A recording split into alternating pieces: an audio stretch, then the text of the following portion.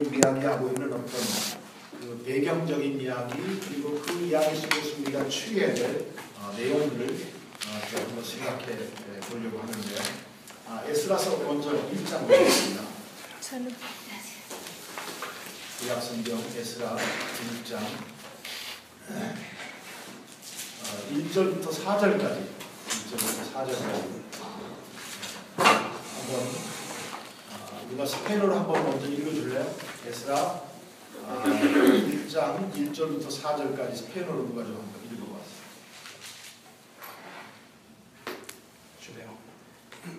En el primer año de Ciro, rey de Persia, para que se cumpliese la palabra de Jehová por boca de Jeremías, despertó Jehová el espíritu de Ciro, rey de Persia, el cual hizo pregonar de palabra y también por escrito por todo su reino, diciendo: Así ha dicho Ciro, rey de Persia: Jehová, el Dios de los cielos, me ha dado todos los reinos de la tierra y me ha mandado que le edifique casa en Jerusalén, que está en Judá. Quien haya entre vosotros de su pueblo, sea Dios con él y suba a Jerusalén, que está en Judá, y edifique la casa a Jehová, Dios de Israel. Él es el Dios, la cual está en Jerusalén. Y a todo el que haya quedado en cualquier lugar donde more, ayúdenle los hombres de su lugar con plata, oro, bienes y ganado, además de ofrendas voluntarias para la casa de Dios, la cual está en Jerusalén. 내가 한국말로 읽을게요. 바사왕 고레스 년에 여호와께서 예레미야 입을 통하여 하신 말씀을 이루게 바사왕 고레스의 마음을 감동시키시며 그가 온 나라에 공포도 하고 조소도 내려 이르되 바사왕 고레스는 말하노니 하늘의 하나님 여호와께서 세상 모든 나라를 내게 주셨고 나에게 명령하사 유다 예루살렘의 성전을 건축하라 하셨나니 이스라엘의 하나님은 참 신이시라. 너희 중에 그의 백성된 자는 다 유다 예루살렘으로 올라가서 이스라엘의 하나님 여호와의 성전을 건축하라. 그는 예루살렘에 계신 하나님이시라. 그 남아있는 백성이 어느 곳에 머물러 살든지 그곳 사람들이 마땅히 은과 금과 그 밖의 물건과 짐승으로 도와주고 그 외에도 예루살렘에 세울 하나님의 성전을 위하여 예물을 기쁘게 드릴지니라 하였더라. 아멘. 한 절 한 절을 조금 우리가 다시 한번 살펴볼까요? 느부갓네살 왕은 우리가 너무나도 잘 알죠. 바벨론 왕이었습니다. 그 바벨론 왕 느부갓네살은 BC 586년, 7년 이쯤에 그 유다를 침공해서 성전을 완전히 다 허물어버렸죠. 조금 이따 그 내용을 대략적으로 성경 안에서 살펴볼 텐데 허물어뜨리고 이제 예루살렘에 있는 사람들을 왕으로부터 시작해서 전부 바벨론으로 포로로 잡아가게 합니다. 그러니 바벨론이 이제 망합니다. 망하고 나서 바사라고 하는 나라가 세워졌는데 그 바사에 고레스라고 하는 왕이 되었었던 그 첫 해에, 원년의 첫 해에 하나님께서는 예레미야 선지자를 통하여서 말씀하신 말씀을 이루기 위하여서 하나님께서 바사 왕의 마음을 감동시켰다. 그렇게 말하죠. 감동시켰어요. 그래서 그가 온 나라에 공포도 하고 조서도 내려서 뭐라고 이야기하느냐. 2절 바사 왕 고레스는 말하노니 하늘의 하나님 여호와께서 세상 모든 나라를 내게 주셨고, 그러니까 이 고레스라고 하는 사람은요, 자기가 그 바사 나라의 왕이 되었다라고 하는 사실을 그가 어떻게 인지하고 있었느냐. 하나님께서 자기로 알고 왕 되게 했다. 그렇게 말하죠. 그리고 나에게 명령하사 유다 예루살렘의 성전을 건축하라 하셨나니, 그러니까 하나님께서 어떤 방법으로 고레스의 마음에 그리고 고레스에게 하나님의 성전을 건축하라고 했는지 분명하지 않습니다. 그런데 어쨌든 오늘 성경에서는요, 하나님께서는 고레스의 마음을 감동하셔서 유다 예루살렘의 성전을 건축하게 하라고 하는 어떤 그 명령을 내리게 합니다. 그래서 3절입니다. 이스라엘 하나님은 참신이시라. 하나님이 참신이라고 그는 고백해요. 그리고 너희 중에 그의 백성된 자는 다 유다 예루살렘으로 올라가서 이스라엘의 하나님 여호와의 성전을 건축하라. 그는 예루살렘에 계신 하나님이시라. 그래서 이 이방 왕이 이스라엘 백성들을 이제 포로에서 해방을 주는 거죠. 그뿐만이 아니라 이제 그 성전을 건축하기 위하여서 올라갈 것을 이야기합니다. 근데 거기에서 한 발짝 더 나가서 4절에 그 남아있는 백성이 어느 곳에 머물러 살든지 그곳 사람들이 마땅히 은과 금과 그 밖의 물건과 짐승으로 도와주고 그 외에도 예루살렘에 세울 하나님의 성전을 위하여 예물을 기쁘게 드릴지니라 하였더라. 필요한 모든 것들을 사람들의 손길을 통하여서 돈까지 받게 하는 이야기를 성경에서 우리에게 이야기하죠. 그래서 우리는 과연 이 고레스는 하나님 앞에서 구원을 받은 사람일까, 구원을 받지 않은 사람일까라고 하는 어떤 그런 문제에 대해서 관심을 많이 갖습니다. 그런데 우리는요, 이러한 내용을 통해서 이 사람이 구원을 받았느냐 안 받았느냐라고 하는 것에 관심을 갖기보다는 참 하나님께서 이루시기를 원하시는 하나님의 말씀을 이루기 위하여서 하나님께서는 어떠한 사람들도 다 동원해서 일하시고 계시는구나 하는 사실을 먼저 생각하는 것이 우리에게는 중요한 것 같습니다. 이 사람이 구원받았느냐 안 받았느냐라고 하는 것은 하나님의 손에 달려있는 거죠. 사실은요. 그것은 우리의 소관이 아닙니다. 그런데 중요한 것은 하나님께서 말씀하신 그 말씀을 이루기 위하여서 지금 어쨌든 고레스라고 하는 이 이방 왕을 감동시키고, 그리고 고레스를 통하여서 이스라엘 백성들을 예루살렘으로 돌아가게 하시고, 그리고 성전도 세우도록 그렇게 명령하고 하는 내용을 우리는 성경에서 보게 되어진단 말입니다. 예. 하나님은 이만큼 우리에게 있어서는요, 위대하신 분입니다. 생각하셔야 됩니다. 모든 역사 속에서 하나님께서 어떻게 일하셨는지를 살펴보는 것은요, 우리에게는 굉장히 큰 기쁨이고 행운일 겁니다. 모든 역사 속에서 하나님의 일하심을 만나는 것은요, 구약성경 전체 이야기는요, 주인공이 누구냐? 하나님이십니다. 하나님이세요. 어떠한 내용의 역사 속에서도 아브라함이나 이삭이나 야곱이나 요셉이나 노아나 등등 많은 어떤 사람들의 이야기의 내용 속에서도 그 모든 역사 속에서, 그 모든 사람의 생애 속에서 그 중심 되어지는 분은 그 사람들이 아닙니다. 하나님이십니다. 그 사람의 생애 속에서 하나님이 어떻게 일하셨느냐? 왜 하나님께서는 이런 일을 이 사람들에게 겪게 하셨느냐? 왜 이때는 이런 일을 일으키시고 왜 저 때는 저런 일을 일으키셨느냐? 하나님께서 이루시고자 하셨던 그 일을 이루시기 위한 하나님의 의도 때문에 그렇게 하셨던 거이지, 사람들이 그렇게 역사를 만들어간 것은 아니었더라라고 하는 것을 우리는 발견해가는 것은요, 굉장히 중요할 거란 말입니다. 여러분, 오늘 1절 말씀에서도 성경은 우리에게 뭐라고 이야기하느냐? 여호와께서 예레미야 입을 통하여 하신 말씀을 이루게 하시려고 바사의 마음을 감동시켰다, 그렇게 말하죠.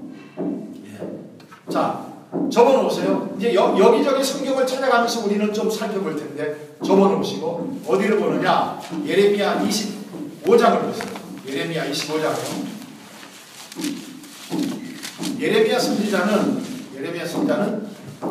그 유다 왕국의 마지막 왕이 시드기야 왕인데, 이 시드기야 왕이 망할 때까지, 포로로 잡혀갈 때까지 선지자로 사역했었고요. 그리고 예루살렘에 마지막까지 남아있었던 선지자였었고요.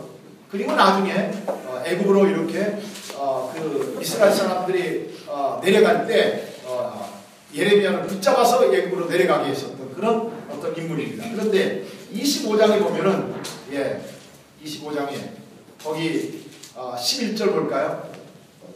11절이요.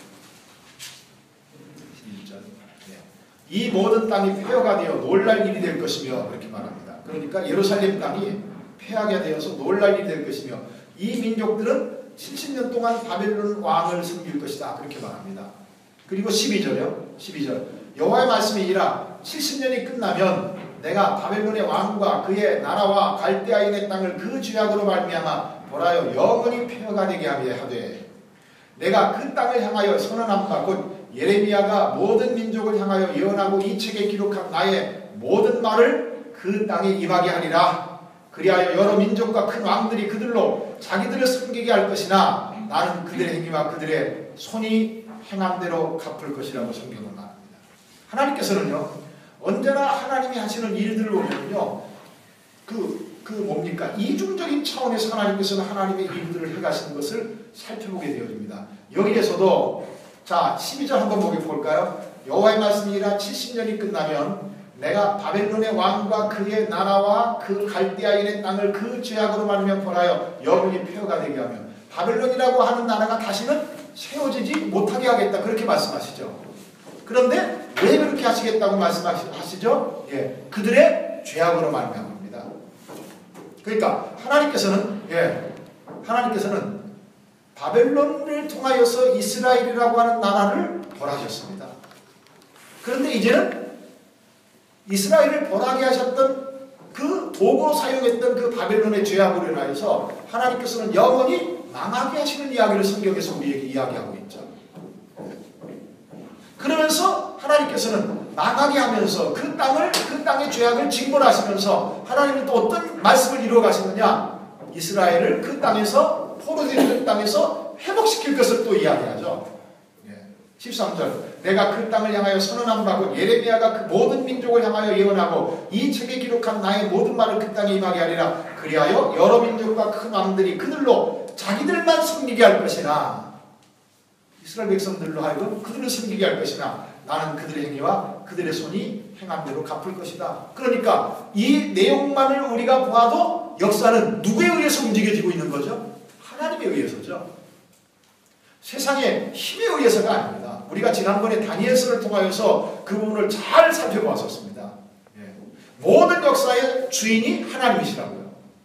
역시 마찬가지로 이스라엘 백성들이 포로로 잡혀가게 되어지고 포로에서 회복되어지고 해가는 모든 일들도 하나님의 손에 있었던 것임을 성경은 우리에게 이야기하고 있고, 그리고 하나님께서는 되어질 일을 선지자들을 통하여서 이렇게 미리 말씀하셨던 것을 성경은 우리에게 이야기하고 있습니다.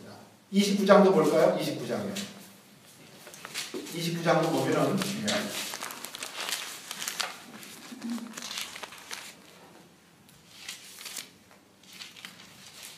포로로 잡혀가 있는 이스라엘 사람들에게 7절에서 이렇게 말합니다. 너희는 내가 사람을 포기하게 한 그 성읍의 평안을 구하고 그를 위하여 여호와께 기도하라. 이는 그 성읍이 평안함으로 너희도 평안할 것임이니라. 그러니까 바벨론에 포로로 잡혀가 있는 사람들은 바벨론 그 땅에서 살 동안에 그 땅을 위하여서 기도할 것을 하나님께서 이야기하시죠. 자, 만군의 여호와 이스라엘의 하나님께서 이와 같이 말하노라. 너희 중에 있는 선지자들에게와 점쟁이에게 미혹되지 말며 너희가 꿈도 고지 듣지 말고 고지 듣고 믿지 말라. 내가 그들을 보내지 아니하였어도 그들이 내 이름으로 거짓을 유언함이라. 여호와의 말씀이라. 10절 다 같이 읽습니다. 시작. 여호와께서 이와 같이 말씀하시니라. 바벨론에서 70년이 차면 내가 너희를 돌보고 나의 선한 말을 너희에게 성취하여 너희를 이곳으로 돌아오게 하리라. 여호와의 말씀이라. 너희를 향한 나의 생각을 내가 아나니 평안이요 재앙이 아니니라. 너희에게 미래와 희망을 주는 것이니라. 너희가 내게 부르짖으며 내게 와서 기도하면 내가 너희들의 기도를 들을 것이요 너희가 온 마음으로 나를 구하면 나를 찾을 것이요 나를 만날 것이다. 하나님께서 예레미야 그 첫 부분을 보면은 저쪽 7장이나 10장이나 뭐 14장 이런 곳을 보면은 하나님께서 예레미야 선지자로 하여금 기도하지 말라고 그랬습니다. 난 이 백성을 뭐라고 할까요? 이 백성을 돌보지 않을 것이냐고 기도하지 말라고 합니다. 나 이 백성을 위해서 더 이상 기도하지 말라. 한번 그 내용을 간략하게 볼까요? 여기 29장 적어놓으시고요. 7장 보세요. 7장 예레미야 7장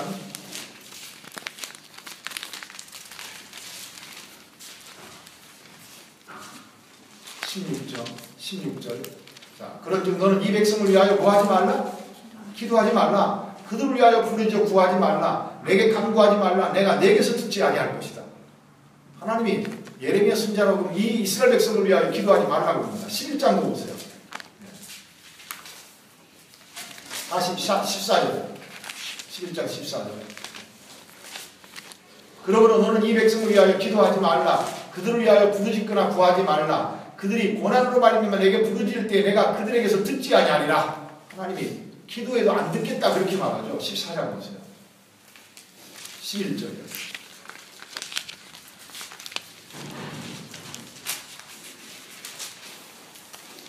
11절 다 같이 읽을까요? 시작. 여호와께서 또 내게 이르시되 너는 이 백성을 위하여 복을 구하지 말라.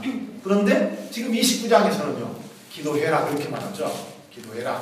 29장 다시 볼까요? 29장 10절 여호와께서 이와 같이 말씀하시니라. 바벨론에서 70년이 차면 내가 너희를 돌보고 나의 선한 말을 이곳에게 너희에게 성취하여 너희를 이곳으로 돌아오게 하리라. 여호와의 말씀이라. 너희를 향한 나의 생각을 내가 아니 평안이요 재앙이 아니니라. 너희에게 미래와 희망을 주는 것이니라. 너희가 내게 부르짖으며 내게 와서 기도하면 내가 너희들의 기도를 들을 것이요 너희가 온 마음으로 나를 구하면 나를 찾을 것이요 나를 만나게 되어질 것이다. 그렇게 성경은 말씀하시죠.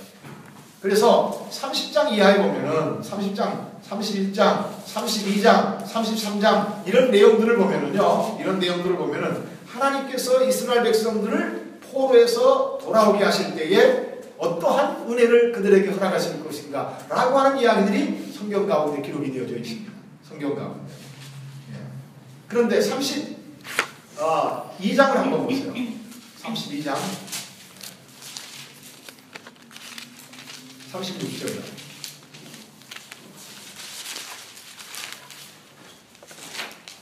그러나 이스라엘 하나님 여호와께서 너희에게 말하는 바 칼과 기근과 전염병으로 말미암아 바벨론 왕의 손에 넘긴 바 되었다는 이 성에 대하여 이와 같이 말씀하시니라.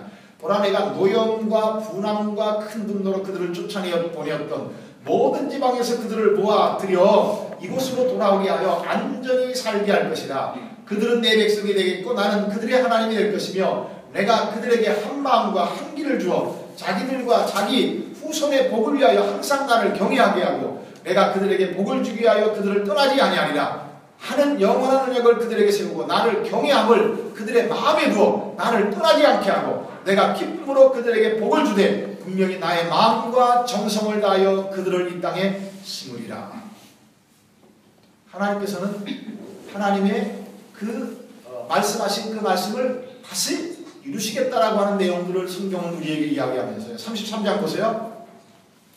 33장 19절 보세요. 여호와의 말씀이 예레미야에게 임하니라. 이르시되 여호와께서 이와 같이 말씀하시니라. 너희가 능히 낮에 대한 나의 언약과 밤에 대한 나의 언약을 깨뜨려 주야로 그때를 잃게 할 수 있을진데. 그러니까 하나님의 창조 질서를 어지럽힐 수 있을진데 그 얘기죠. 21절 내 종 다윗에게 세운 나의 언약도 깨뜨려 그에게 그의 자리에 앉아 다스릴 아들이 없게 할 수 있겠으며 내가 나를 섬기는 레위 제사장을 내게 세운 언약도 파할 수 있으리라. 하늘의 만상은 셀 수 없으며 바다의 모래는 측량할 수 없나니 내가 그와 같이 내 종 다윗의 자손과 나를 섬기는 레위를 번성하게 하리라. 하나님께서는 하나님의 말씀한 말씀을 반드시 이루시겠다라고 하는 하나님의 그 의지를 이렇게 표현하고 있는 거죠. 자연 세계의 질서를 누가 파괴할 수 있겠느냐 이거예요.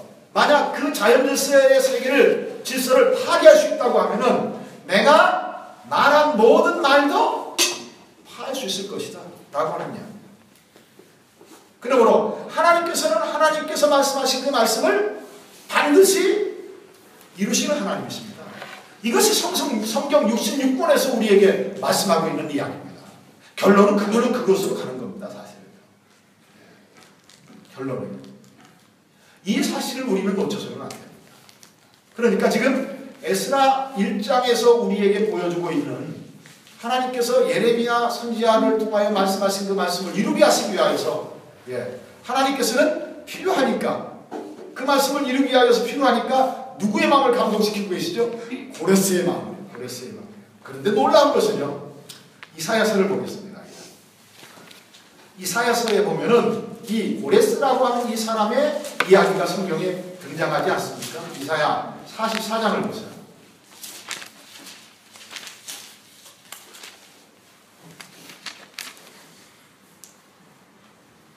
44장 24절부터 조금 길지만 읽겠습니다. 24절부터 성경을 한번 잘 보세요.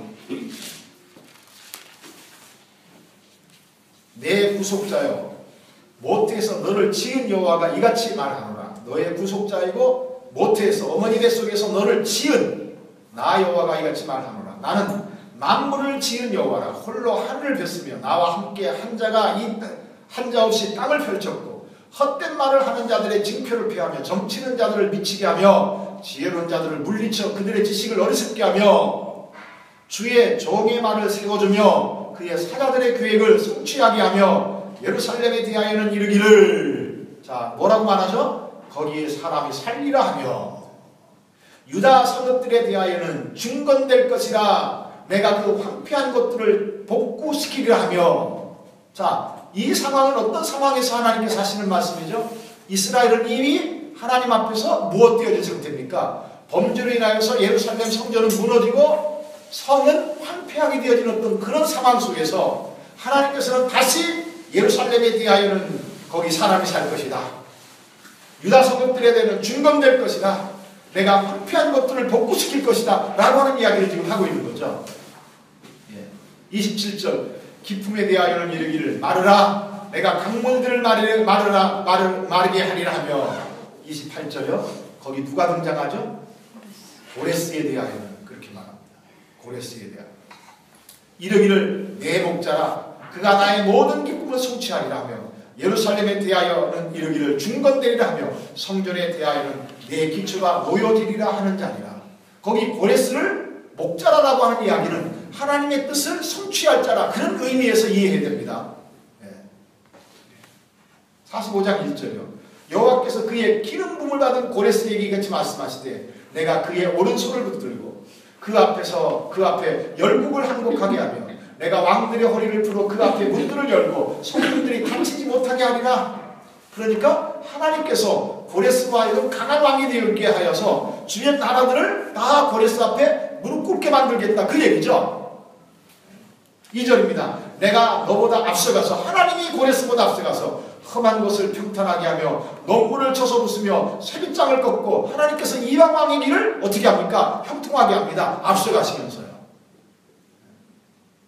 내게 흑암 중에 보아와 은밀한 곳에 숨은 재물을 주어 내 이름을 부르는 자가 나 여호와 이스라엘의 하나님인 줄을 내가 알게 하리라. 결국은 누구를 알게 하기 위해서 이렇게 하시는 겁니까? 하나님을 알게 하기 위해서죠. 하나님을 알게 하기 위해서. 자, 하나님께서는요, 하나님께서 말씀하신 그 말씀을 이루기 위하여서, 하나님께서 말씀하신 그 말씀을 이루기 위하여서 필요하다고 하면은 이방 왕들도 이렇게 얼마든지 사용하시는 하나님이시다 라고 하는 것을 성경은 우리에게 보여주고 있단 말입니다. 하나님이 필요하시다고 하면은 얼마든지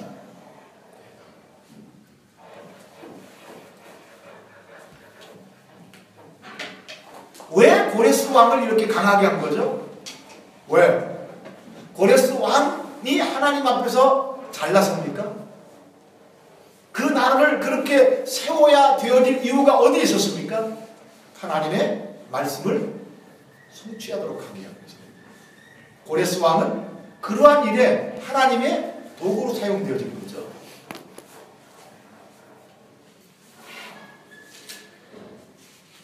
우리는 생각해야 됩니다.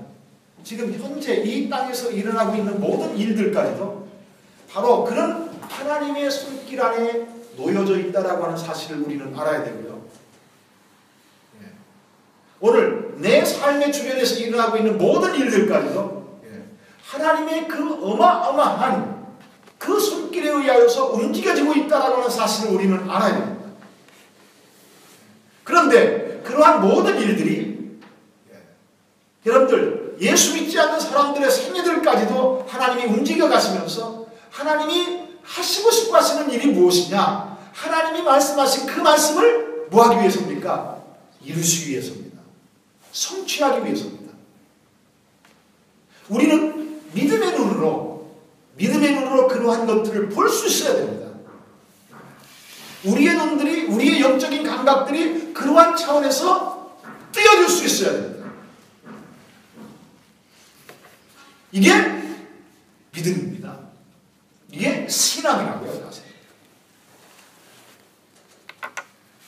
보세요. 생각해 보세요. 자, 고레스 왕은 그렇게 강하게 했죠. 이스라엘 백성들은요, 아직도 초라하게 어떤 상태였었습니까? 포로로 잡혀 있었던 상태였었습니다. 자, 포로로 잡혀 있는 입장에서 아니 하나님은 어떻게 이 고레스 왕 같은 사람을 강하게 할까라고 하는 생각을 해갈 수 있을 거예요.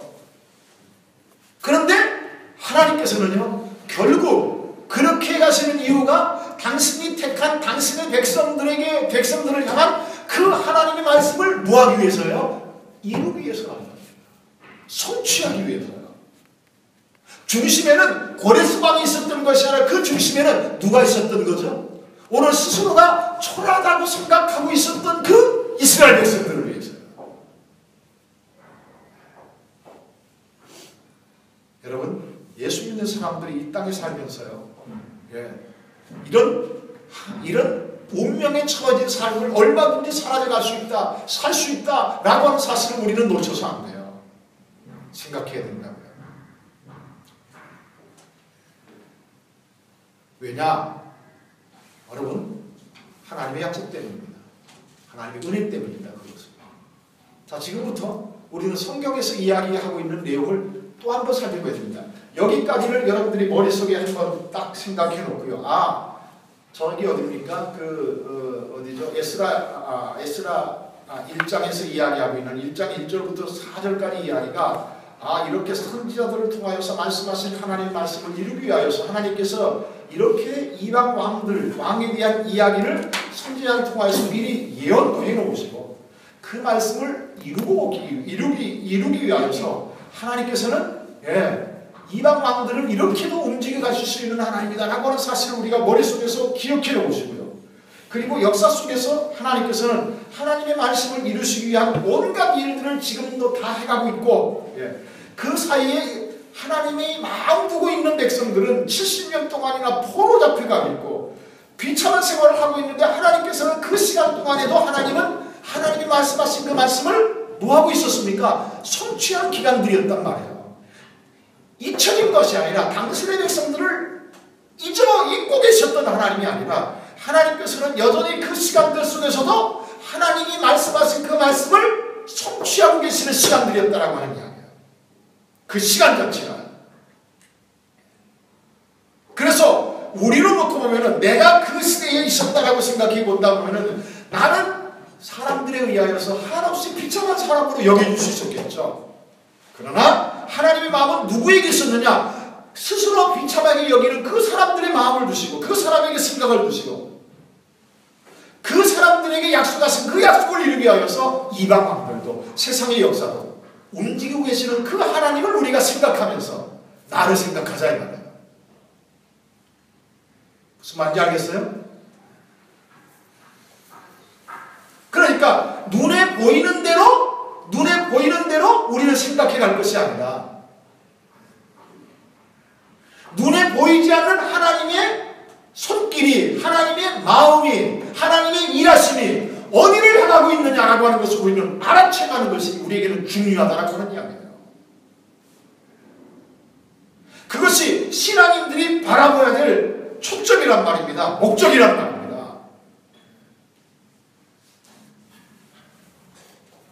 자, 그것을 한쪽에 좀 이렇게 보관해 놓자 말이에요. 보관해 놓고 우리는 어디를 보느냐? 역대하 36장을 보죠.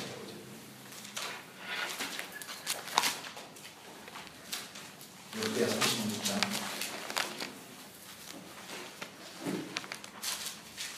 Segunda Crónicas.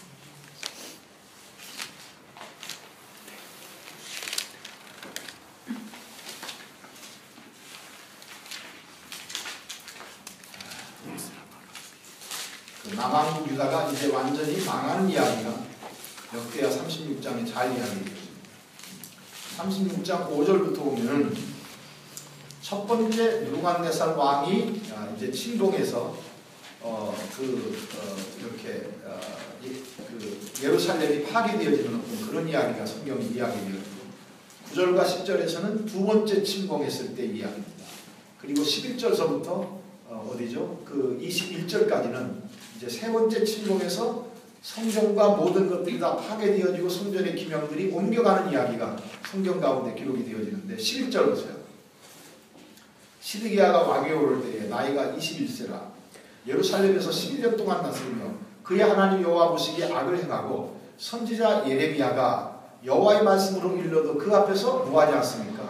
겸손하지 아니하였으며 또한 느부갓네살 왕이 그의 하나님을 가리켜 맹세하게 하였으나 오죽이 시드기야가 엉터리였으면요 이방 왕이 하나님을 가리켜서 이 시드기야 왕으로 하여금 맹세하게 합니까? 그가 왕을 배반하고 목을 곱게 하며 마음을 완고하게 하여 이스라엘 하나님 여호와께로 돌아보지 아니하였고 모든 제사장들의 우두머리들과 백성도 크게 범죄하여 이방 모든 가증한 일을 따라서 여호와께서 예루살렘에 거룩하게 두신 그의 전을 더럽게 하였으며 하나님의 성전을 더럽게 했단 말입니다.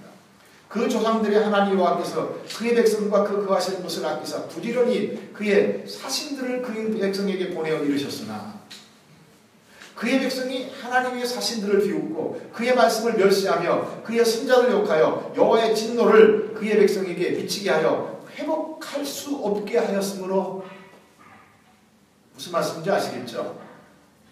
하나님께서는 그냥 망하게 하시지 않았어요. 선지자들을 끊임없이 보내었다. 그렇게 말하죠. 15절 보세요. 그 조상들의 하나님 여호와께서 그의 백성과 그 거하시는 곳을 아끼사 부지런히 그의 누구를 보냈다고요? 사신들을요. 선자들을 보낸 겁니다. 그 백성에게 보내어 이르셨으나 그의 백성이 하나님의 사신들을 비웃고 그의 말씀을 멸시하며 그의 선자들을 욕하여 여호와의 진노를 그의 백성에게 미치게 하여 회복할 수 없게 하셨습니다. 그래서 17절 하나님의 갈대아 왕의 손에 그들을 다 넘기시매 그가 와서 그들의 성전에서 칼로 청년들을 죽이며 청년 남녀와 노인과 병약한 사람을 긍휼히 여기지 아니하였으며 또 하나님의 전에 대소 그릇들과 여호와의 전의 보물과 왕과 반객들의 보물을 다 바벨론으로 가져가고 또 하나님의 전을 불살하며 예루살렘 성벽을 헐며 그들의 모든 궁실을 불살하며 그들의 모든 귀한 그릇을 부수고 칼에서 살아남은 자를 그 바벨론으로 사로잡아가며 우리가 거기서 갈대아 왕과 그의 자손의 노예가 되어 바사국이 통치할 때까지 이르니라. 21절 다 같이 읽습니다. 시작. 이에 토지가 황폐하여 땅이 안식년을 드린같이 안식하여 70년을 지냈으니 여호와께서 예레미야에 전하신 말씀이 이루어졌더라.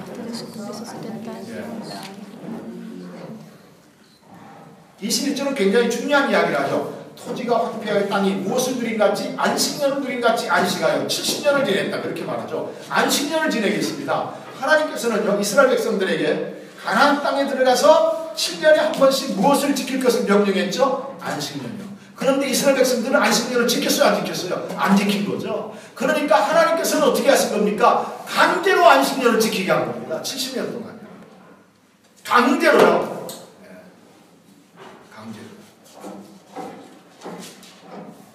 그리고 이스라엘 백성들의 죄의 벌을 내리신 거죠. 그리고 하나님께서는 무엇까지 헐어버리시죠?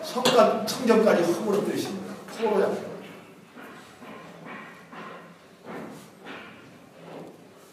하나님이 어떤 하나님이시냐? 이런 하나님이세요. 그런데요, 이제 이러한 일을 하나님께서는 미리 성경에서 예고하고 있었죠, 사실은요. 미리 예고하고 있었습니다. 레위기서 보겠습니다. 27장이요. 레위기 27장.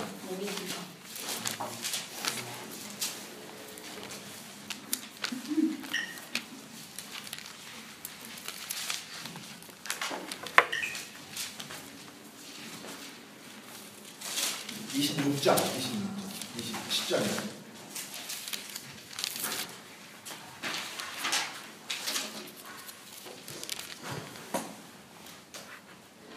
좀 길게 읽겠습니다. 한번 잘 살펴보세요. 길게 읽겠습니다. 26장 14절부터요. 길게 읽어가겠습니다. 다른 설명하지 않고 성경을 쭉 읽어갈 테니까 여러분이 한번 알아차리세요.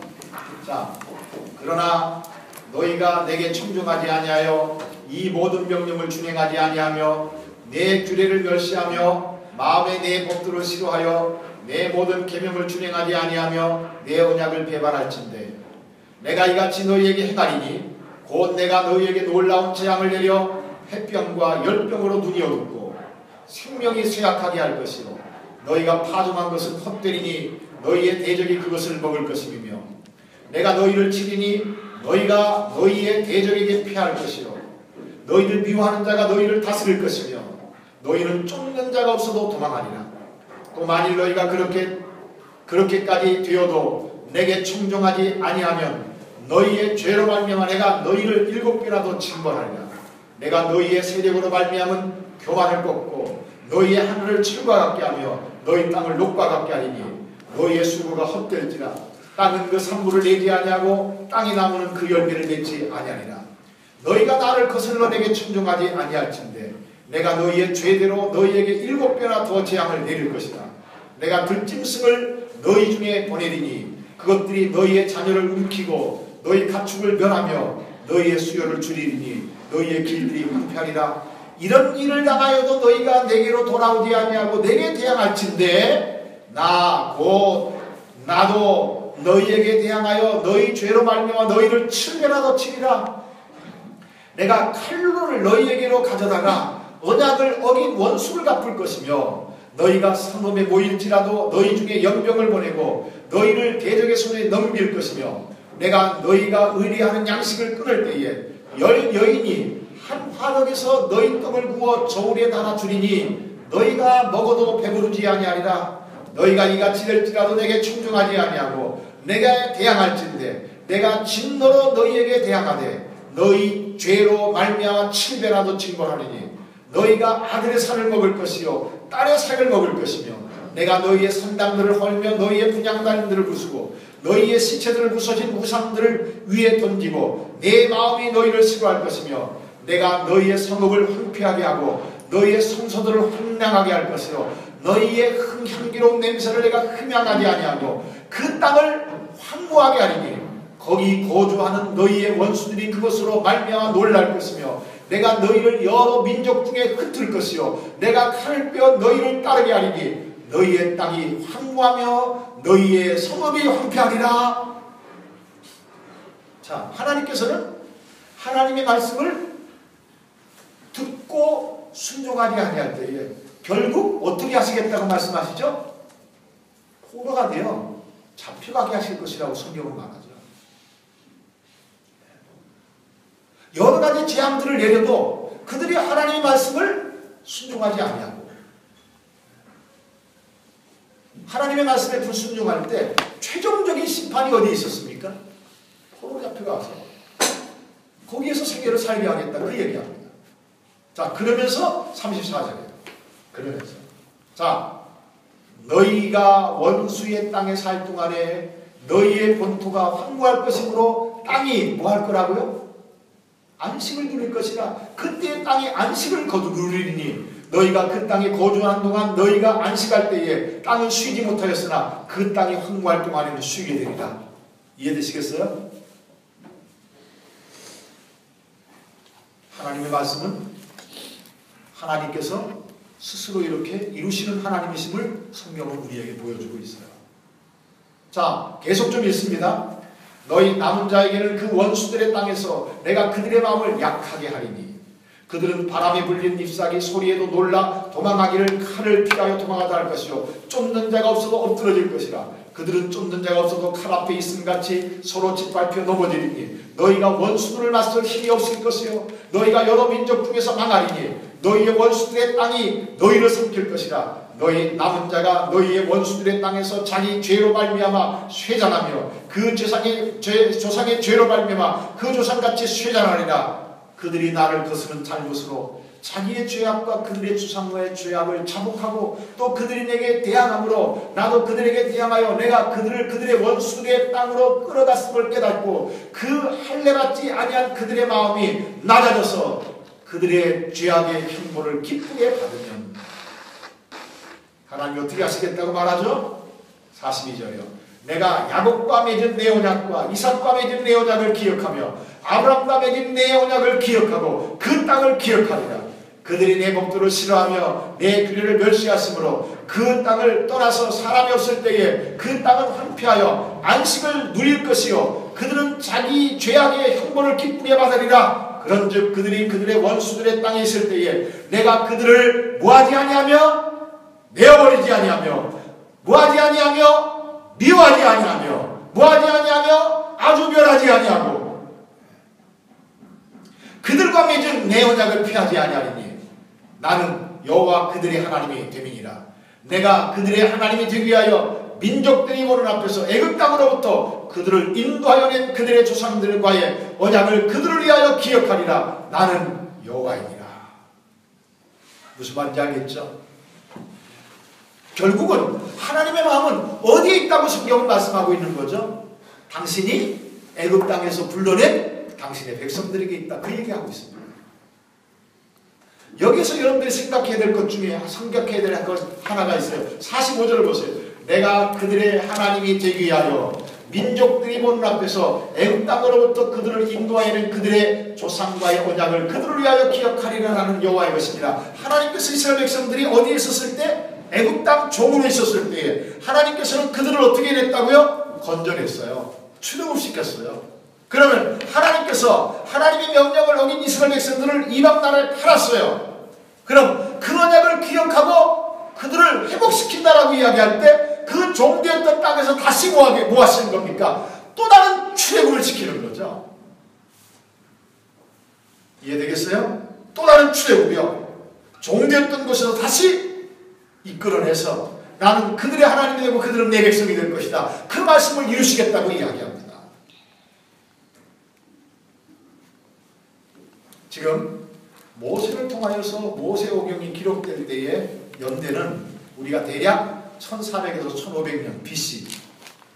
그런데 이스라엘 백성들이 다시 포로에서 회복되어지는 것은요 BC 대략 480년으로 잡자고요. 어쨌든 600년부터 608년부터인가 회복되기 시작하는데 BC 아니요 608년이 아니라 512년인가 14년 때부터 어쨌든 그때부터 첫 회복이 시작되나요? 뭐 연대는 제 기억이 잘 안 나네요. 하도 오래전에 본 거라서. 바벨론이 이스라엘을 첫 번째 침공한 것이 언제냐? 608년이라고 학자들이 얘기해요. 그래서 마지막 침공이 언제냐? 586년에서 7년이라고 얘기합니다. 그래서 70년 만에 회복되었다라고 하는 이야기를 우리가 성경에서 볼 때 그러면은 첫 번째 그 포로 잡혀간 때부터 70년이냐 아니면 마지막 때부터 70년이냐 또 싸움이 있어요. 근데 그거 우리 관심 가질 필요 없습니다. 성경에서 70년이라고 하는 그 70년은 하나님의 정하신 때죠. 그런 어떤 상징적 의미입니다. 문자적으로 70년이기보다 하나님의 정하신 때까지 이스라엘 백성들은 포로 잡힐 것이고 하나님의 정하실 때에 하나님께서는 그 백성들을 약속하신 대로죠. 이미 레위기서에 말씀하고 있는 대로예요. 하나님 앞에 범죄했을 때에 원수들에 의하여서 그 모든 것들이 파괴되어지고 성읍이 황폐되어지기 시작하면서 안식년을 누리게 하셨던 그 하나님께서 이제 그 백성들을 다시 돌이키게 하시는 하나님의 마음을 성경에서 우리에게 보여주고 있지 않나요? 신명기도 보겠습니다. 신명기도 28장입니다.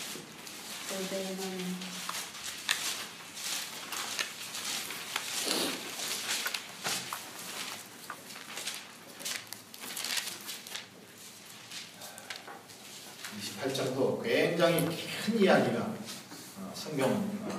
성경에서 그 이야기 되어지고 있는데 1절부터 그 14절까지는요.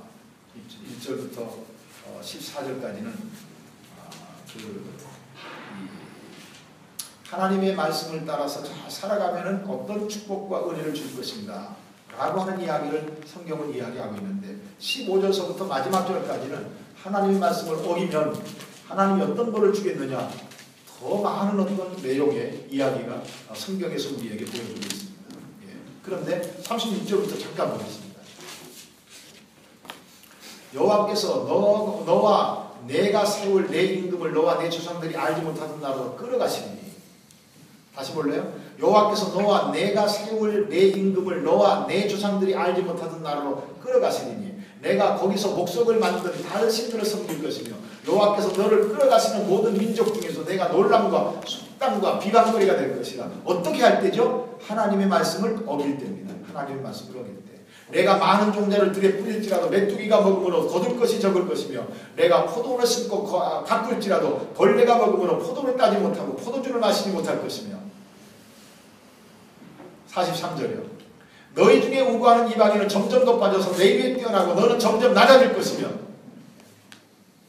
46절 이 모든 저주가 너와 네 자손에게 영원히 있어 표징과 훈계가 되리라. 그게 뭐죠? 하나님의 말씀이 어떻게 이루어지는지를 너는 보게 될 것이다. 그렇게 말하는 거죠.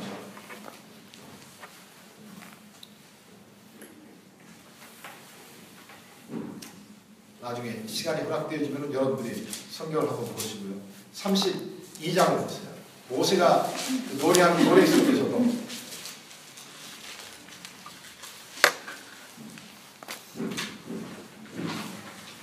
15절부터 볼까요?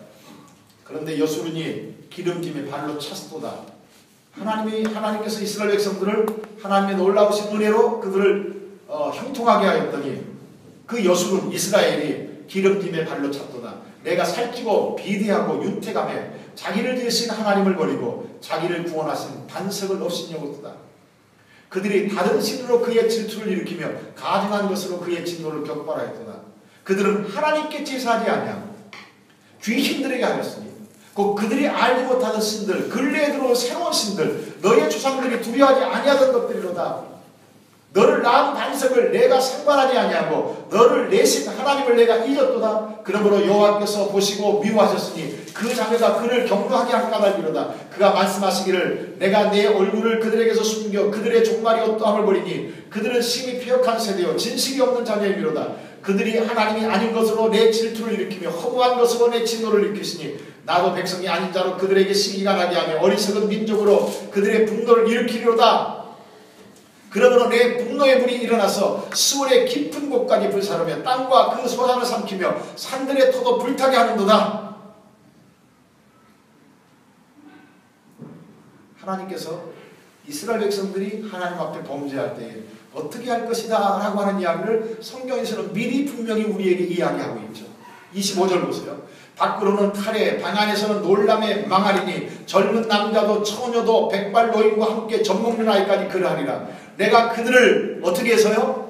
흩어서 사람들 사이에 그들에 대한 기억이 끊어지게 하리라 하였으나 하나님 그렇게 하셨죠. 혹시 내가 원수를 자극하여 그들의 원수가 잘못 생각할까 걱정하였으니 원수들이 말하기를 우리의 수단이 높으며 여호와가 이 모든 것을 행함이 아니라 할까 염려하니라. 무슨 얘기인지 알겠죠? 자 26절 내가 그들을 흩어서 결국에는 하나님의 최종적 심판이 뭐죠? 이스라엘 백성들로 하여금 포로 잡혀가게 하는 겁니다.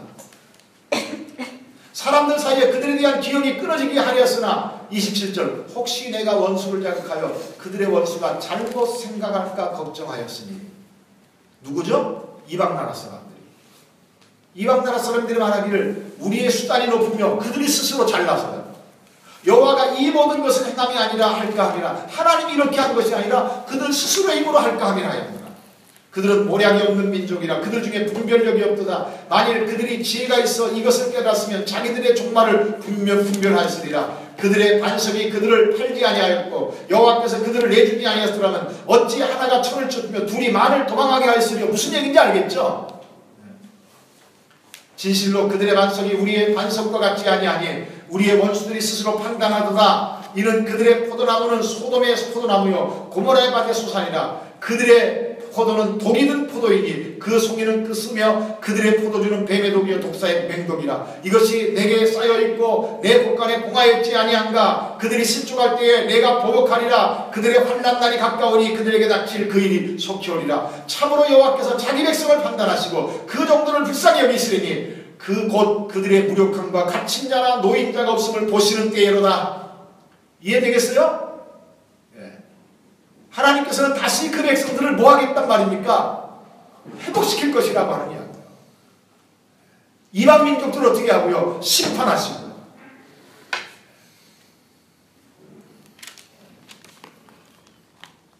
37절 또한 그가 말씀하시기를 그들의 신이 어디 있으며 그들이 피하던 반석이 어디 있느냐. 그들의 재물의 기름을 먹고 그들의 전체의 재물인 포도주를 마시던 자들이 일어나 너희를 돕게 하고 너희를 위해 피난처가 되게 하라. 이제는 나 곧 내가 그인 줄 알라. 나 외에 신이 없도다. 나는 죽이기도 하며 살리기도 하며 상하기도 하며 낫기도 하나니 내 손에서 능히 빼앗을 자가 없도다. 자, 이방인들의 손길을 통하여서 도움을 받게 하겠다라고 하는 이야기가 미리 기록되어 있잖아요. 그렇죠? 회복하게 할 때에. 그렇나요? 그렇잖아요. 성경은요.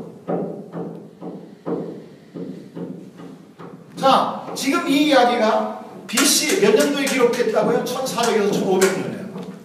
그런데 지금 에스라 1장에서 이야기되어지고 있는 그 이야기는 우리가 대략 잡아보자고요. 예, 530년이라고. 대략 잡아보자고요. 그러면 1000년 전에 기록된 그 말씀을 하나님께서는 1000년이 지난 다음에 그 말씀을 뭐하고 있습니까? 이루고 계시잖아요.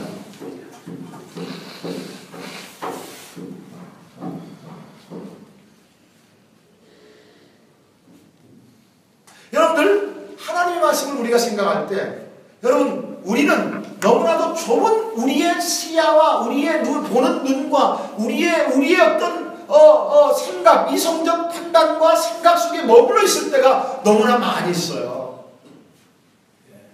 그리고 하나님이 일하시므로 내가 현재 살아가고 있는 공간과 그런 어떤 속에서만 하나님을 생각할 때가 너무 많이 있다고요. 하나님을 그렇게 좁게 만들어서는 안 됩니다. 하나님을 좁은 하나로만 생각해서는 안 돼요. 여러분들의 삶의 손해입니다. 그러면은요. 그렇다고 하나님께서 여러분들에게 관심이 없으시다 천만에요. 하나님께서 결국 이 수없이 많은 시기 동안의 시간 속에서 하나님이 일하셨던 것은요, 결국은 누구를 위하여서 일해 오셨느냐? 바로 저와 여러분들을 위해서 일하시는 하나님.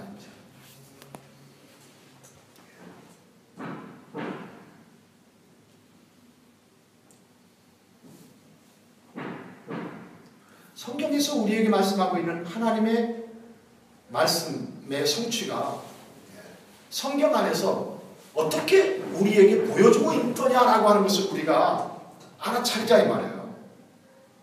생각하자 이 말이에요. 나는 지금 힘들고 공부하고 세상에서 나 혼자밖에 없는 외톨이의 삶을 살아가고 있다고 생각하는 그 시간 속에서도 하나님께서는 성경에 기록되어진 하나님의 그 말씀을 뭐하고 있습니까?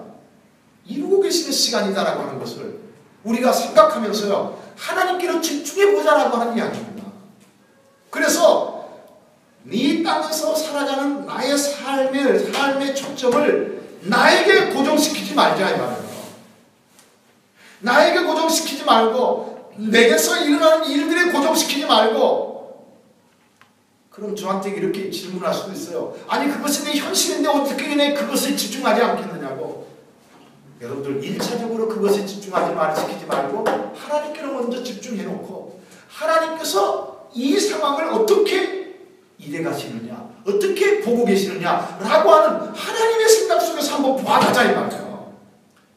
그러면 그것이 다르게 보일 수 있단 말입니다. 그런 훈련들을 매일처럼 해보자 이 말입니다. 쉽지 않을 수 있겠지만요.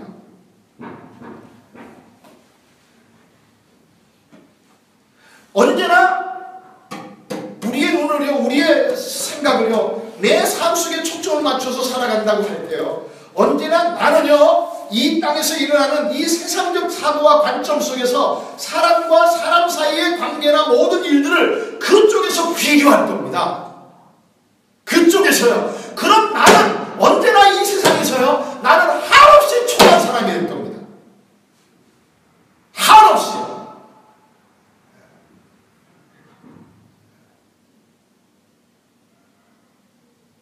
왜 저 사람은 나보다 못났는데 저렇게 잘 살까? 왜 저 사람은 나보다 잘못되어야 될 텐데 왜 저렇게 잘 되는 거지? 왜 나는 하나님 앞에서 용서할 것밖에 안 되는 거지?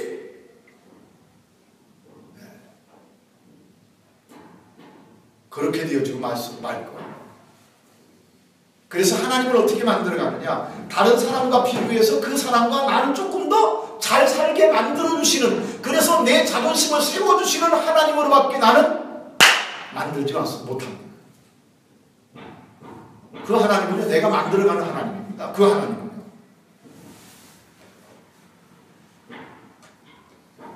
성경에서 말씀하고 있는 하나님은 사람들이 생각하는 하나님과 전혀 다른 하나님이세요.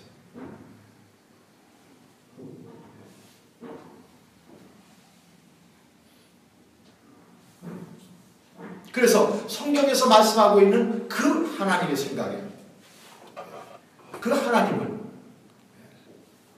내가 일궈낼 때, 이해해갈 때 나는 하나님 앞에서 새로운 사람이 되어질 거야. 그리고 세상의 어떠한 상황 속에서도 나는 아주 당당하게 살아갈 겁니다. 기죽지 않고.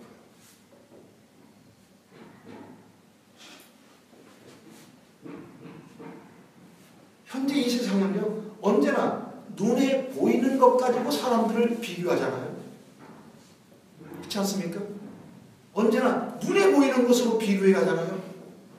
아, 저 사람 참 시집 잘 갔어 라고 이야기할 때 뭘 가지고 시집 잘 갔다고 얘기합니까?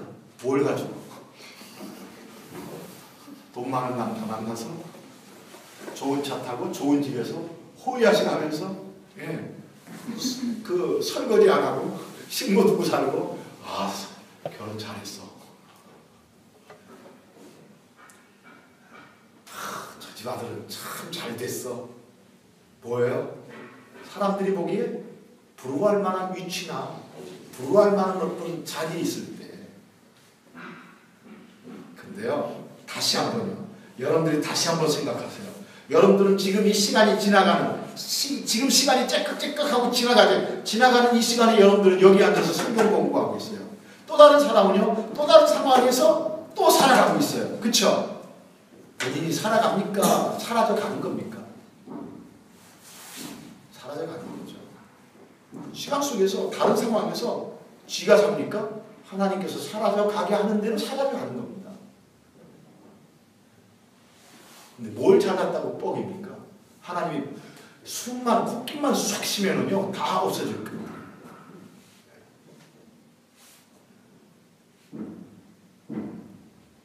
뻑일 게 뭐가 있어요? 내세울 게 뭐가 있겠어요? 오늘 아침 먹었나요? 아침들 먹었어요? 안 먹었어? 뭐 하느라고 아침도 못 먹고. 자, 근데 지금 호텔에서요, 아주 진수성찬을 가지고 뷔페식에서 딱 먹은 사람이야.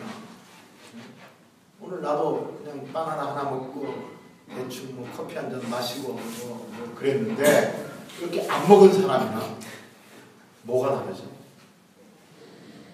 뭐가 달라요? 냉정하게 생각하자. 뭐가 다르죠? 어젯밤에 잠들 다 잤나요? 어디서 잤어요? 집에서 잤죠. 자, 제각기 다른 침대에서 다른 상황에서 잠들 자고 왔어요. 근데 몇 천만 하루에 몇 천만 원 하는 방에서 잔 사람이나 그 사람이 있어요. 그렇죠? 오늘 우리가 지난밤에 잔 잠이랑 뭐가 다른 거죠? 비교할 대상이 아닙니다. 그거예요. 똑같아요. 인디어 말에서 침낭에서 자고 일어났을 때나 집에 와서 침대에서 자고 일어났을 때나 여러분 잠자고 일어나는 건 똑같아요. 뭐가 달라요? 인디어 말에서 대충 먹었을 때나 여기서 때 돼서 제대로 먹을 때나 뭐가 다른 거죠? 똑같은 거예요. 지나놓고 뒤를 보세요. 똑같은 시간 속에서 살아온 겁니다. 문제는 어디 있죠? 하나님 시각 속에서 나를 보느냐, 내게 막 당첨인 일을 보느냐, 아니면 사람들의 본문에서 보느냐. 예수 믿는 사람들에게 가장 어리석은 것이 뭐냐? 바로 그겁니다.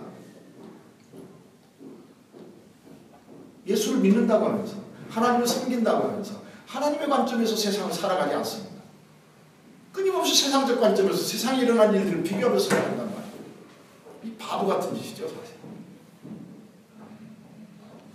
그래서 자꾸 세상을 배워갑니다. 끊임없이 세상을 배워가요.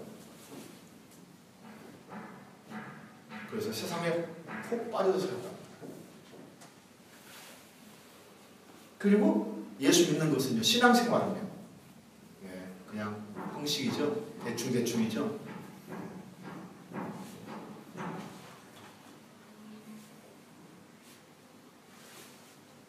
무섭습니다, 이것이.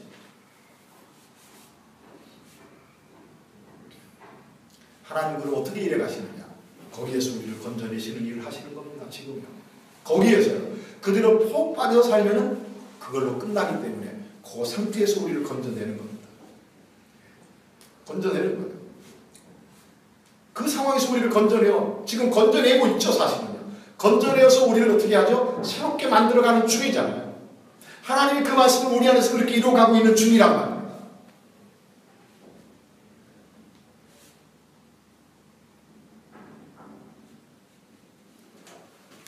다른 얘기 좀 많이 한 것 같은데 열왕기상 8장도 한번 들어보세요.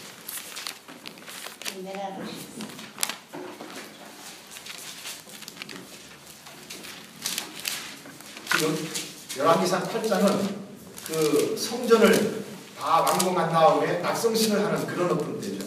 예. 그런데 그 성전을 다 만들어 놓고 하나님 앞에 기도하는 어떤 그 기도의 내용을 여러분들이 한번 잘 보세요. 예. 자, 44절입니다.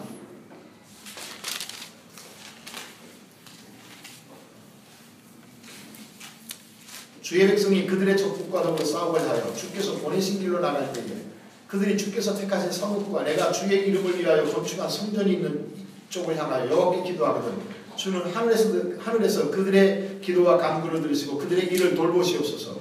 범죄하지 아니한 사람이 없사오니 그들이 주께 범죄함으로 주께서 그들에게 진노하사 그들을 적국에게 넘기심에 적국이 그들을 사로잡아 원근을 막론하고 적국의 땅으로 끌어간 후에 그들이 사로잡혀간 땅에서 스스로 깨닫고 그 잡은 자의 땅에서 돌이켜 주께 간구하기를 우리가 범죄하여 반역을 행하며 악을 지었나이다 하며 자기를 사로잡아간 적국의 땅에서 온 마음과 온 뜻으로 주께 돌아와서 주께서 그들의 조상들에게 주신 땅 곧 주께서 택하신 성읍과 내가 주의 이름을 위하여 건축한 성전 있는 쪽을 향하여 주께 기도하거든 주는 계신 곳 하늘에서 그들의 기도와 간구를 들으시고 그들의 일을 돌아보시며 주께 범죄한 백성을 용서하시며 주께 범한 그 모든 허물을 사하시고. 실제적으로 지금 성경에서 우리에게 보여주고 있는 것은 이스라엘 백성들이 하나님 앞에 범죄할 때 적국으로 사로잡혀 갈 것을 뭐하고 있습니까? 생각하고 있는 거죠. 9장 보세요. 4절부터 보세요. 1절부터 조금 볼까요? 솔로몬이 여호와의 성전과 왕궁 건축하기를 마치며 자기가 이루기를 원하는 모든 것을 마칠 때 여호와께서 전에 기브온에서 나타나신 같이 다시 솔로몬에게 나타나사 여호와께서 그에게 이르시되 내 기도와 내가 내 앞에서 간구한 바를 내가 들었으니즉 나는 내가 건축한 이 성전을 거룩하게 구별하여 내 이름을 영원히 그곳에 두며 내 눈길과 내 마음이 항상 거기에 있으리니 내가 만일 내 아버지 다윗이 행함같이 마음을 온전히 하고 바르게 하여 내 앞에서 행하며 내가 내게 명령한 대로 온갖 일에 순종하여 내 법도와 율례를 지키면 내가 내 아버지 다윗에게 말하기를 이스라엘의 왕위를 오를 사람이 내게서 끊어지지 아니하리라 한 대로 내 이스라엘의 왕위를 영원히 견고하게 하려니와 만일 너희나 너희의 자손이 아주 돌아서서 나를 따르지 아니하며 내가 너희 앞에 둔 나의 계명과 법도를 지키지 아니하고 가서 다른 신을 섬겨 그것을 경배하면 내가 이스라엘을 내가 그들에게 준 땅에서 끊어버릴 것이요 내 이름을 위하여 내가 거룩하게 구별한 이 성전이라도 내 앞에서 던져버리리니 이 성전이라도 내 앞에서 던져버리리니 이스라엘은 모든 민족 가운데서 속담거리와 이야기거리가 될 것이며 이 성전이 높을지라도 지나가는 자마다 놀라며 비웃어 이르되 여호와께서 무슨 까닭으로 이 땅과 이 성전에 이같이 행하셨는고 하면 대답하기를 그들의 조상들을 애굽 땅에서 인도하내신 그들의 하나님 여호와를 버리고 다른 신을 따라가서 그를 경배하며 섬김으로 여호와께서 이 모든 장을 그들에게 내리심이라 하리라 하셨더라. 자, 성전 파괴도 하나님께서 미리 뭐 하셨습니까? 말씀하셨죠.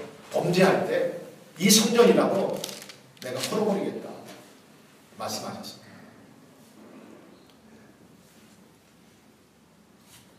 그렇다면 에스라서는 그냥 에스라서 한 곳만 뚝 떨어져 있는 것이 아니라 어디서부터입니까?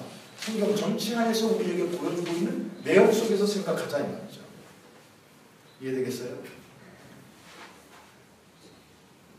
에스라서에서 이야기되어진 그 이야기가 보세요. 이미 어디에서? 모세오경에서부터입니다. 성경의 첫 부분에서부터예요.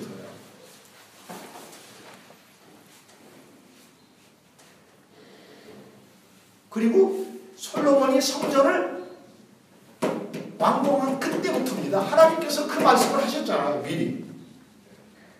내 말을 뭐하면? 거역하면 내가 내 이름을 둔 이 성전이라도 허물어뜨릴 것이다. 너희를 포로 잡혀가게 할 것이다. 라고 하는 이야기를 성경은 말씀하셨습니다. 그런데 이스라엘 백성들은 이 말씀을 마음에 두지 않았죠. 사실은. 그대로 그들이 하고 싶은 대로 해갔었습니다. 이 성경 이야기예요. 이것이.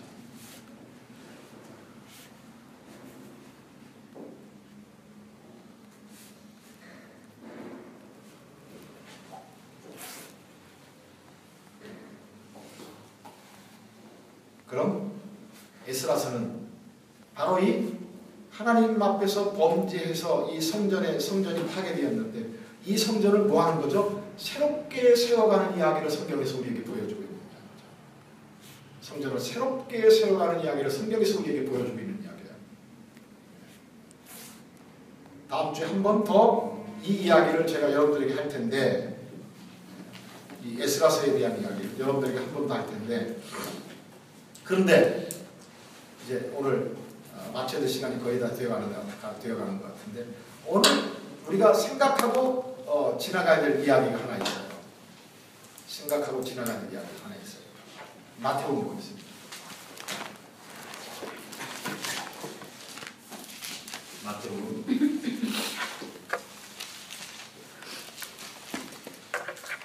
27장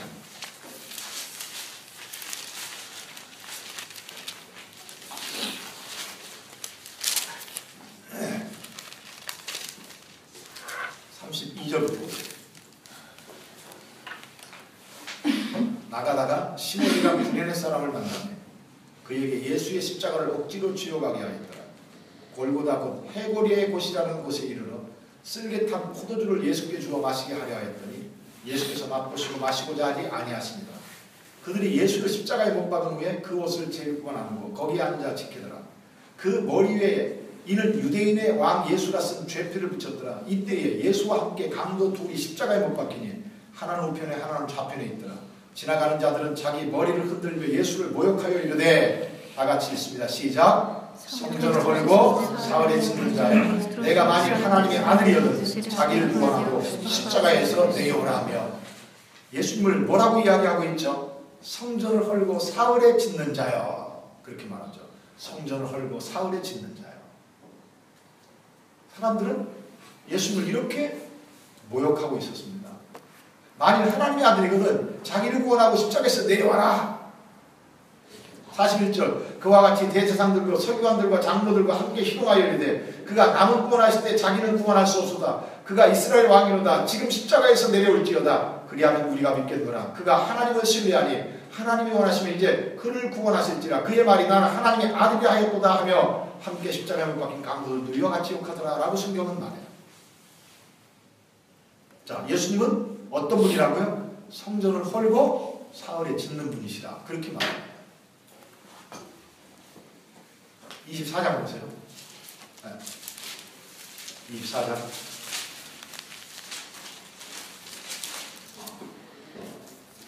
23장 37절부터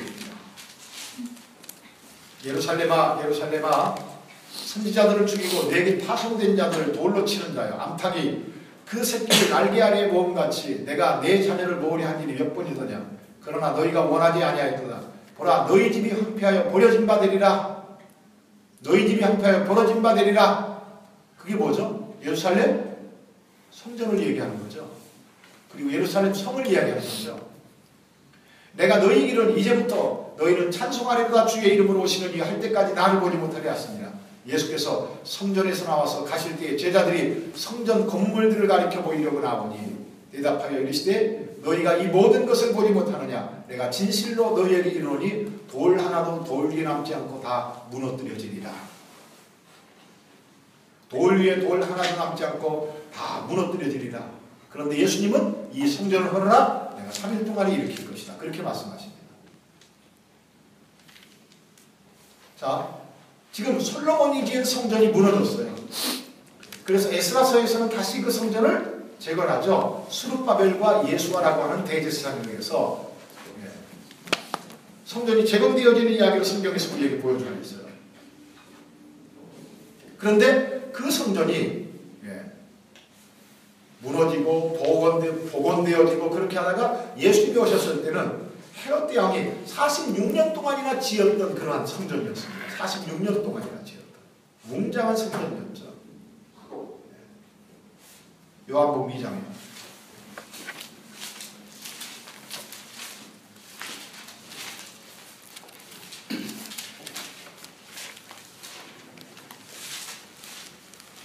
(13절부터) 보세요.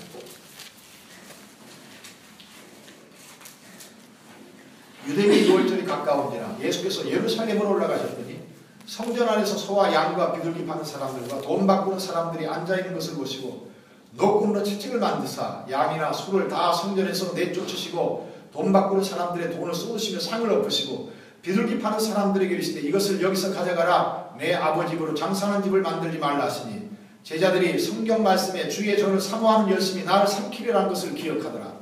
이에 유대인들이 대답하여 예수께 말하기를 내가 이런 일을 행하니 무슨 표적을 우리에게 보이겠느냐. 예수께서 대답하여 이르시되 너희가 이 성전을 헐어라. 내가 사흘 동안에 일으키리라. 성전에서 돈 바꾸는 사람, 비둘기 파는 사람, 그런 모든 사람들의 상을 엎으시고 사람들을 내쫓으면서 이런 일을 행하는데 무슨 표적을 우리에게 보여주겠느냐 라고 이야기합니다. 표적을 보여달라고 얘기했죠. 다른 성경에서는 누구의 원수로 이런 일을 행하느냐 라고 이야기합니다. 그러자 예수님께서 하시는 말씀이 이 성전을 헐어라 내가 사흘 동안에 일으킬 것이다. 그러나 유대인들은 이해가 안 가는 거죠. 유대인들이 이르되 이 성전은 몇 년 동안 지었다고요? 46년 동안에 지었거든. 20절에서 유대인들이 이르되 이 성전은 46년 동안에 지었거든. 내가 3일 동안에 일으키겠느냐 하니라. 그러나 예수는 성전된 자기 육체를 가리켜 말씀하신 것이라. 죽은 자 가운데서 살아나신 후에야 제자들이 이 말씀하신 것을 기억하고 성경과 예수께서 하신 말씀을 믿었더라. 그렇게 말하죠. 성경과 예수께서 하신 말씀을 믿었더라. 그렇게 말해요. 그러면 예수님께서는요. 지금 땅에 있는 성전을 허물어뜨려 버리고 당신을 통하여서 새로운 성전을 세울 것을 이야기하고 있잖아요. 그러니까 우리는 생각하셔야 됩니다. 에스라서에서 이야기하고 있는 이야기도 단순하게 어떤 성전요? 눈에 보이는 건물 성전을 새롭게 짓는 것으로만 생각해서는 안 된단 말이에요.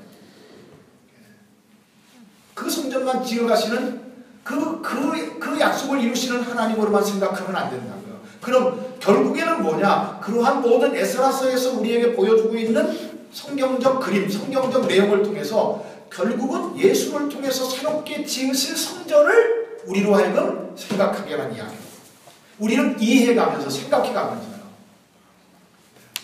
그런데 그 성전은 바로 누구죠? 예수님이십니다. 이 성전을 보라 내가 4월 동안에 일으킬 것이다 라고 하는 이야기예요. 그래서 예수를 통하여서 새롭게 지으실 성전을, 그런데 그 성전 안에 누구도 포함되어지는 거죠? 나도요. 여러분들도요. 그러니까 그 성전을 생각하면서 여러분들이 에스라서를 이해해야 됩니다. 그러니까 궁극적으로 하나님께서 약속하신 그 약속은 누구 안에서 이루어지는 것이냐? 이스라엘 백성들 안에서 이루어져가는 것을 보면서 궁극적으로 뭐예요? 예수 안에서 나를 구원하시고 예수 안에서 나를 하나님의 성전 삼으시는 그 이야기를 성경에서 우리에게 이야기하고 그 약속을 성취해 가시는 하나님으로 우리는 생각해야 된단 말이에요. 그러니까 하나님은 여전히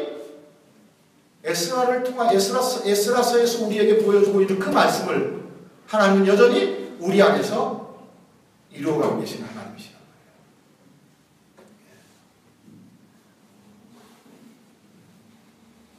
그래서 옛날 이스라엘 백성들 안에서 있었던 옛날 역사적 이야기가 아니라 그 이야기는 오늘 그리스도 예수 안에서 우리를 새창조하시면서 하나님의 새로운 성전으로 만들어 가시는 하나님의 후속적 차원에서 우리가 성경을 이해해 갈 수 있어야 됩니다.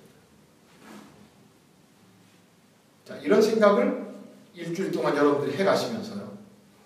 다음 토요일 날에 이제 실질적 내용들을 우리가 좀 살펴볼 수 있어야 되겠습니다.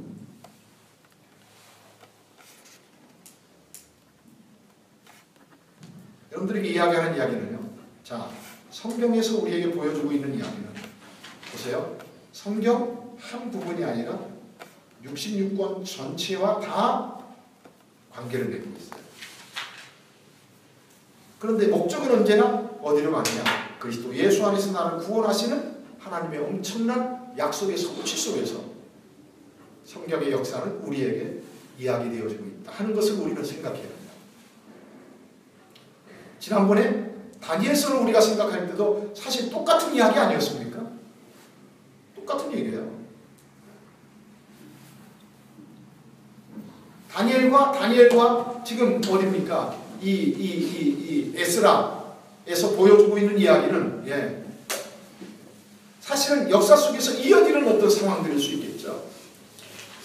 같은 배경이니까. 그런데 하나님은 다니엘은 다니엘대로 하나님께서는 말씀해 가시면서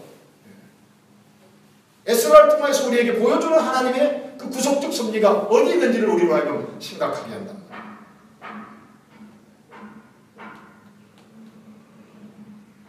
그래서 성경에 여러분들이 눈을 떼어서는 안 됩니다.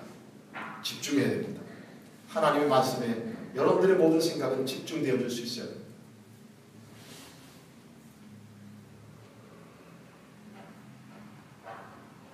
다시 한번 말씀드리지만은요, 성경에서 말하는 성경적 사고, 성경적 관점에서 여러분들 이 세상에서 일어난 일들을 바라보셔야 됩니다. 그리고 나에게서 일어난 일들도 바라보시고 내 삶을 볼 수 있어야 됩니다. 세상적 가치가 아니라요. 거기에 속지 마세요. 속지 마세요.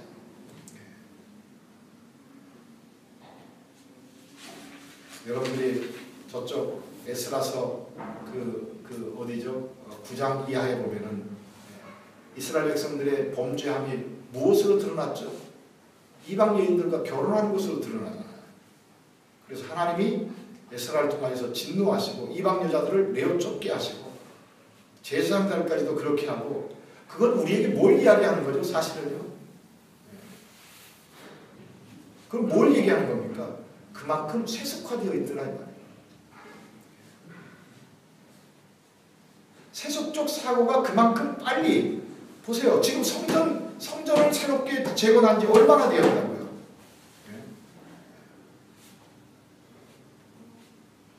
한 세대가 지나가기 전에 이스라엘 백성들은 이방 여인들과 이방 사람들과 함께 섞여 살면서 이방 사람들과 되어져 가고 있었던 그런 이야기를 성경에서 우리에게 보여주고 있어요.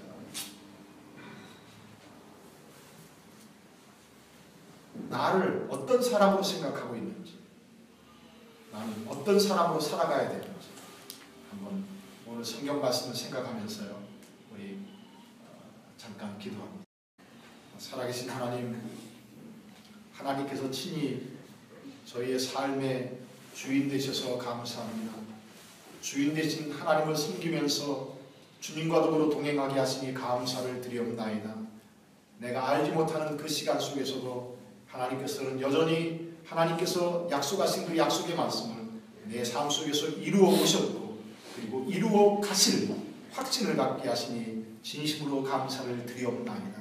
하나님의 이 선한 은혜를 매일처럼 우리는 기억하게 하여 주시옵시고, 그리고 우리 안에서 일해가시는 이 하나님의 놀라우심을 찬양하며 영광 돌릴 수 있도록 축복하여 주시옵소서. 주님과 결코 다른 생각으로 하나님을 섬기지 않도록 하여 주시옵시고, 주님이 일해가시는 그 일하심 안에서 주님의 그 높으심을, 주님의 그 영광을 기리며 찬양할 수 있는 우리 모두가 될 수 있도록 축복하여 주시옵소서. 예수님 이름으로 기도하였습니다. 아멘.